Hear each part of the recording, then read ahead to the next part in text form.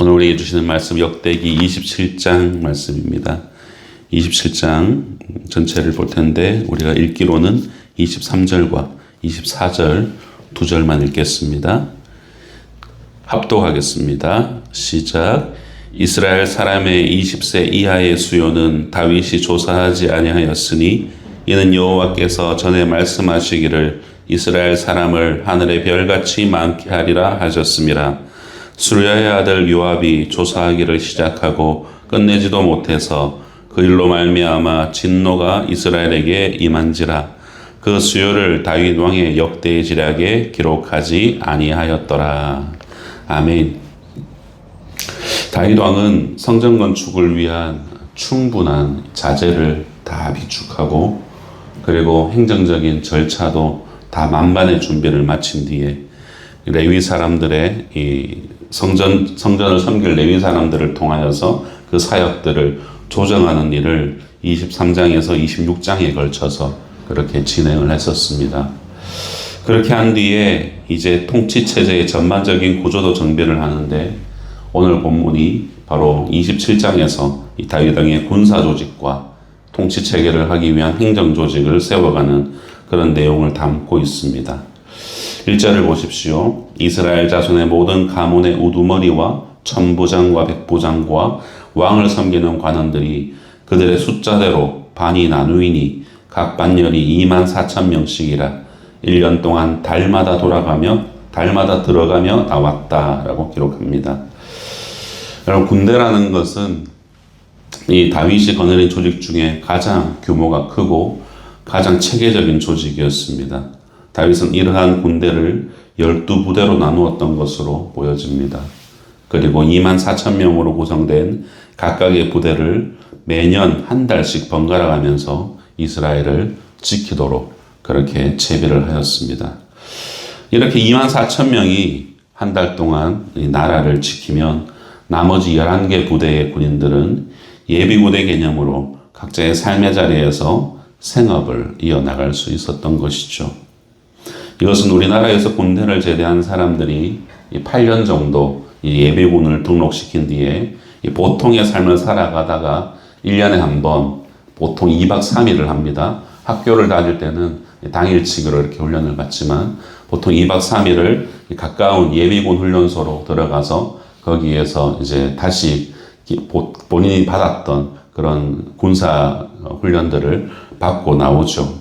그렇게 다시 전쟁이 나게 되면은 바로 전쟁에 투입될 수 있는 그런 자질을 1년에 한 번씩은 그렇게 훈련시키는 것과 유사한 모습입니다. 그런데 이 다윗의 상비군 24,000명은 결코 넉넉한 숫자는 아니었습니다.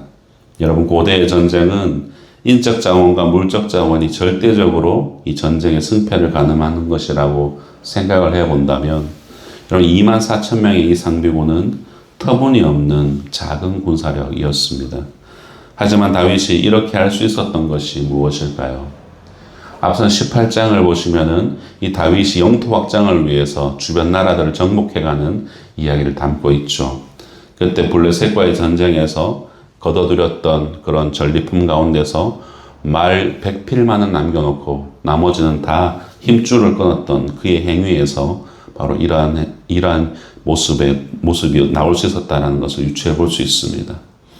다윗은 주변 나라들보다 월등한 군사력을 가지고 있어야 이스라엘의 안전이 보장된다라는 그런 생각을 하지 않았습니다.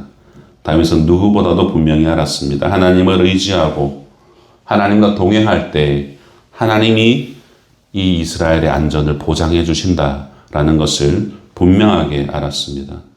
그래서 세상적으로 볼 때 작은 규모의 군대로 바로 이스라엘을 지키도록 하였던 것이죠. 최소한의 군대가 돌아가며 이스라엘을 방비하였지만 그렇다고 해서 여러분, 다윗이 치세하는 동안 여러분, 이방 민족의 침략으로 인해서 이 이스라엘의 위기가 닥쳐온 적이 단 한 차례도 없었다라는 것을 알 수 있습니다.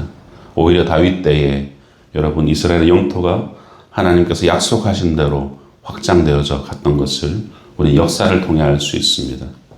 성도 여러분, 세상의 많은 것들이 우리 그리스도인들을 넘어뜨리기 위해 유혹해 옵니다. 물질로 유혹하고 권력으로 유혹하고 그리고 지위로 명성으로 우리를 유혹합니다. 이런 것들을 가지고 있어야 지금의 현대사회에서 뒤처지지 않을 거라고, 다른 사람보다 좀 더 나은 삶을 살 거라고 그렇게 우리를 흔들어댑니다. 물론 그러한 것이 있으면 더 나은 삶이라고 느끼죠. 하지만 그러한 것들 때문에 하나님을 온전히 믿는 그 신앙을 잃어버리게 된다면 여러분, 그것은 결코 더 나은 삶이 아닌 것입니다. 사랑하는 성도 여러분, 우리는 천재지변 앞에서 아무것도 아닌 자들 아니겠습니까?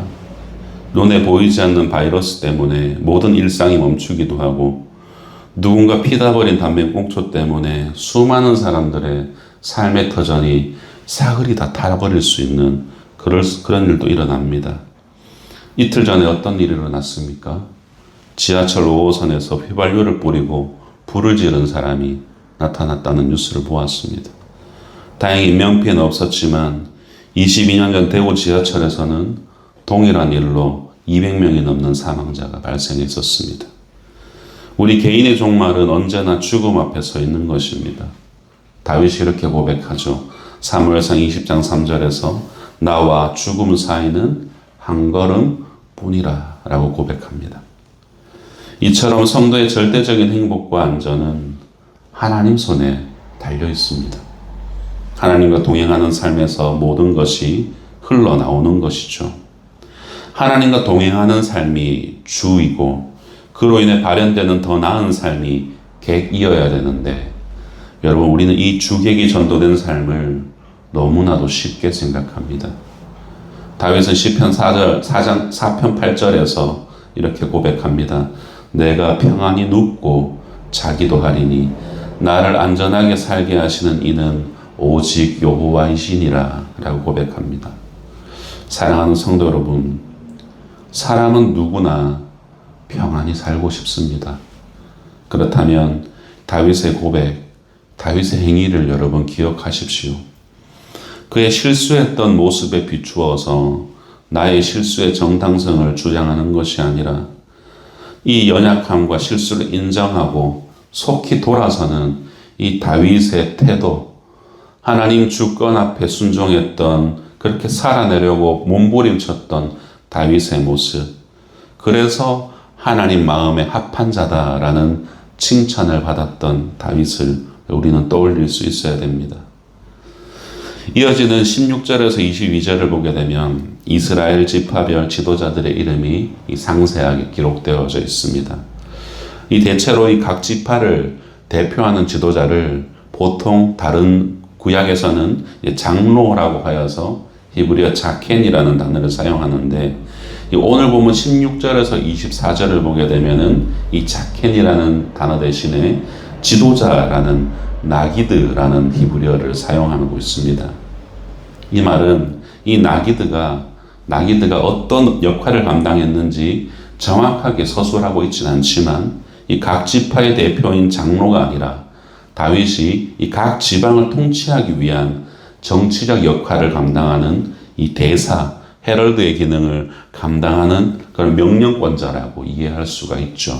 그래서 영어 성경을 보면은 오피서나 커맨더라는 단어를 사용하고 있습니다. 그래서 지파 나름대로의 고유성, 그것을 담당하는 장로들과 그리고 이 중앙 집권 체제에 다윗의 명령을 하다라는 그런 대사의 역할들이 공존했다라는 것을 볼 수 있죠. 그래서 중앙 통치에도 유기적으로 연계될 수 있는 이 통치 체계를 다윗이 만들었다는 것으로 이해할 수 있습니다. 이러한 통치 체제를 볼 때에 다윗이 이상적으로 생각했던 이스라엘은 오직 왕만이 절대 권력을 누리는 그런 이방의 다른 나라와 같은 그런 전제국가가 아니라 성전을 중심으로 각 지파의 자유와 전통, 관습이 존중되는 아주 조화로운 신정국가였다라는 것을 알 수 있습니다. 그리고 이것을 통해서 이스라엘이라는 나라를 이끌어가는 다윗의 어떤 지도자적인 면모를 알 수도 있고, 그것을 통일성과 다양성의 조화로 이루어내려고 했던 다윗 왕이었다라는 것 또한 알 수 있죠. 그랬기 때문에 다윗이 이 12지파로 분열되어 있던 이스라엘을 통일된 한 나라로 그렇게 세울 수 있었다라고 학자들은 유추합니다. 그렇게 행정조직을 구상하고 23절과 24절은 다시 한 번 더 이 다윗의 인구조사에 대한 이야기를 냅니다. 이스라엘 사람의 20세 이하의 수요는 다윗이 조사하지 아니하였으니 이는 여호와께서 전에 말씀하시기를 이스라엘 사람을 하늘의 별같이 많게 하리라 하셨습니다. 수르야의 아들 요압이 조사하기를 시작하고 끝내지도 못해서 그 일로 말미암아 진노가 이스라엘에게 임한지라 그 수요를 다윗 왕의 역대지략에 기록하지 아니하였더라 라고 기록합니다. 이 인구조사는 앞선 21장에서 인구조사를 했던 그 사건과 동일한 사건을 의미합니다. 하지만 기록된 관점이 다르게 기술되어 있습니다. 오늘 본문을 보자면 다윗이 20세 이하를 조사하지 않았다라는 것은 이스라엘 번성에 대한 하나님의 약속을 존중한 것을 알 수 있고, 이 요압이 조사를 완수하지 못했다라는 것은 그냥 얼핏 보기에는 요압이 업무를 태만히 했다라는 것으로 그렇게 해석될 수가 있습니다. 그러나 그 실상은 무엇이었는지 우리는 21장의 이야기에서 알 수 있죠. 요압은 이 인구조사가 하나님께 죄가 된다라는 것을 다윗에게 직언을 했던, 그것을 만류시켰던 충신이 바로 요압이었습니다. 역대상 21장 3절 요압이 아뢰되 여호와께서 그 백성을 지금보다 100배나 더하시기를 원하나이다. 내 주 왕이여 이 백성이 다 내 주의 종이 아니니이까 내 주께서 어찌하여 이 일을 명령하시나이까 어찌하여 이스라엘이 범죄하게 하시나이까 하나. 그는 어쩔 수 없이 조사를 진행했지만 다윗의 명령을 마땅치 않게 여겼었고, 그리고 이어지는 구절을 보게 되면 이 요압이 레위 지파와 베냐민 지파를 일부러 계수하지 않았던 것을 알 수 있습니다. 그런데 27장에서 갑자기 이 일을 언급하는 것은 이 제대로 계수가 되지 않은 이 자료의 미확보의 경위를 설명하고, 동시에 그 일로 하나님의 진노가 이스라엘에 임한 사실을 한 번 더 상기하기 위함이라고 알 수 있습니다. 이는 요압이 인구조사를 그르쳐서 진노가 임했다라는 그런 의미가 아니라 다윗의 인구조사 자체가 하나님의 심판을 불러왔다라는 것을 한 번 더 지적하면서 이를 통해서 지금 다윗의 이 성공적인 통치 행위가 하나님의 은혜 아래 이루어지고 있다라는 것을 환기하고 있는 것입니다. 사랑하는 성도 여러분, 우리는 이 부분에서 다시 한 번 더 이 하나님의 은혜에 대해서 상고할 수 있는데, 우리는 우리에게 주어진 이 하나님의 은혜를 하나님을 잘 믿어서 얻게 된 것으로, 내가 잘 믿어서 얻게 된 것으로 자신의 역량을 드러내고자 하게 된다면 그때 하나님은 그것을 결코 좌시하지 아니하신다라는 것입니다. 그러한 태도를 하나님은 불신앙으로 여기신다라는 거예요. 하나님께서는 우리에게 은혜로 주신 것을 통해서 하나님의 사랑과 하나님의 능력이 우리를 통해서, 은혜를 받은 그 사람을 통해서 나타내기를 원하십니다. 그리고 우리가 지금까지 살아오며 받았던 것들, 누리고 있는 것들을 단순히 받아 누리는 것에만, 누리라고만 주신 것이 아니라 그것들로 인하여서 하나님의 사랑과 능력을 나타내도록 하기 위해서 바로 우리에게 주셨다라는 것을 깨달아야 할 것입니다. 그렇다고 한다면 하나님께서 오늘 우리의 손에 쥐어주신 것들이 있겠죠. 그것들이 무엇 때문인지 알 수 있기에 여러분, 우리는 하나님이 내 손에 쥐어준 그것들을 허투루 사용하는 우를 범치 않게 됩니다. 그뿐만이 아니라 그것들을 가지고 세상 사람들과는 다르게 의미 있고 가치 있게 사용할 수 있게 되는 것이죠. 이 물질이 어디로부터 기인했는지를 온전히 인정하는 믿음에서부터 우리의 물질에 대한 가치나 관점이 달라지는 것입니다.